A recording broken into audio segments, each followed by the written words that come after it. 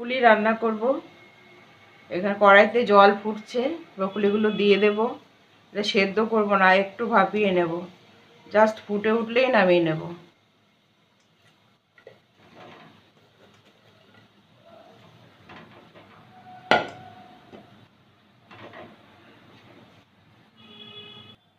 এক মিনিট একটু ভাপিয়ে নিলাম, ভেতরে পোকা থাকলে বেরিয়ে আসবে। সেদ্ধ করিনি। এবার আমি নামিয়ে নেব। আলুগুলো ভেজে নেব। কড়াইতে তেল গরম হয়ে গেছে।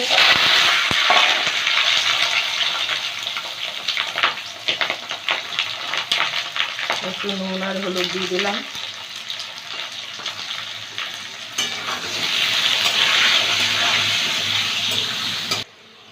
আলুটা ভাজা হয়ে গেছে, আলুটা তুলে নেব।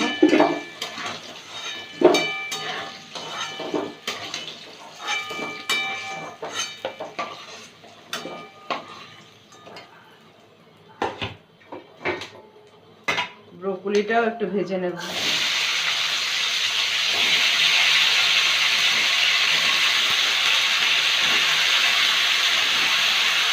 হালকা ভাজবো, বেশি কড়া করে ভাজবো না।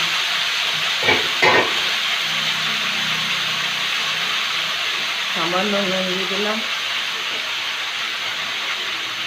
একটু হলুদ দিয়ে দিলাম।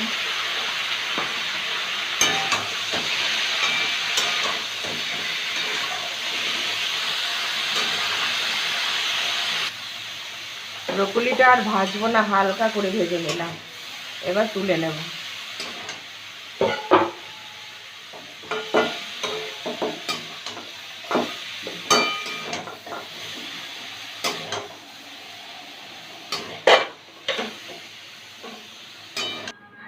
কড়াইতে তেল গরম হয়ে গেছে। এবার দুটো তেজপাতা দিয়ে দেবো, দুটো শুকনো লঙ্কা দেব, 1 চামচ সাদা জিরে,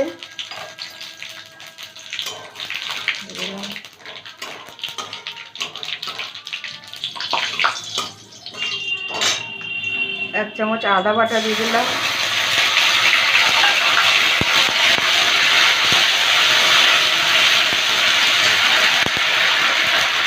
হলুদ দিলাম,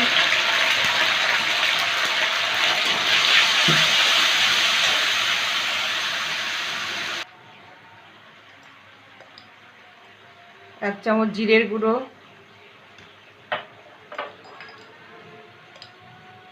1 চামচ ধনের গুঁড়ো দিয়ে দিলাম,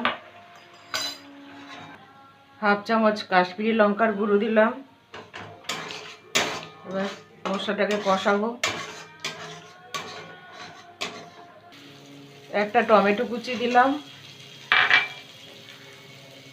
1/2 চামচ নুন দিলাম,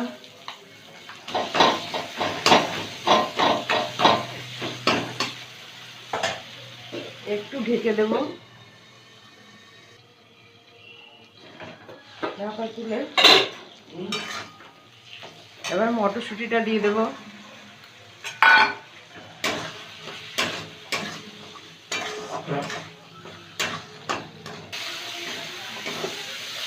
একটু কষিয়ে নিয়েছি, এবার আলুটা দিয়ে দেবো।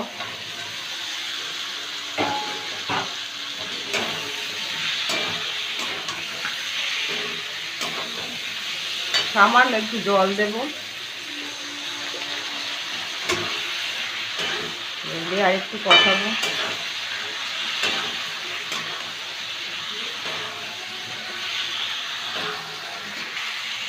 একটু কষিয়ে নিলাম, এবার ব্রকুলিটা দিয়ে দেবো।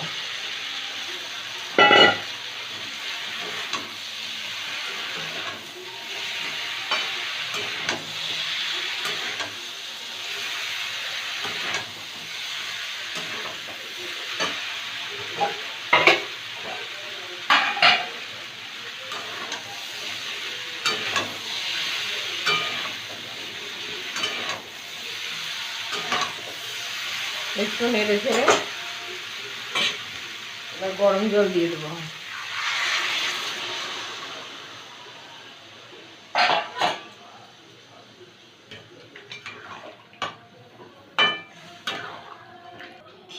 চারটে কাঁচা লঙ্কা দিয়ে দিলাম, এবার ঢাকা দিয়ে দেবো, সেদ্ধ হতে দেবো।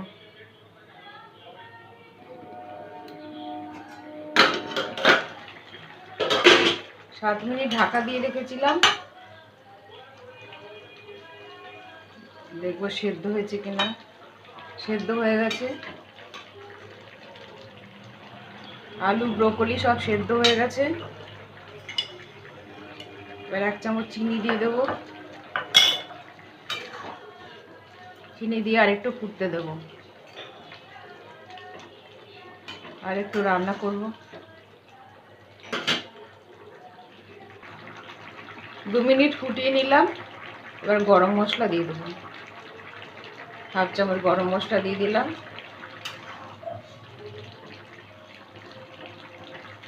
এবার গ্যাসটা বন্ধ করে দেব। হয়ে গেছে ব্রোকলি রান্না।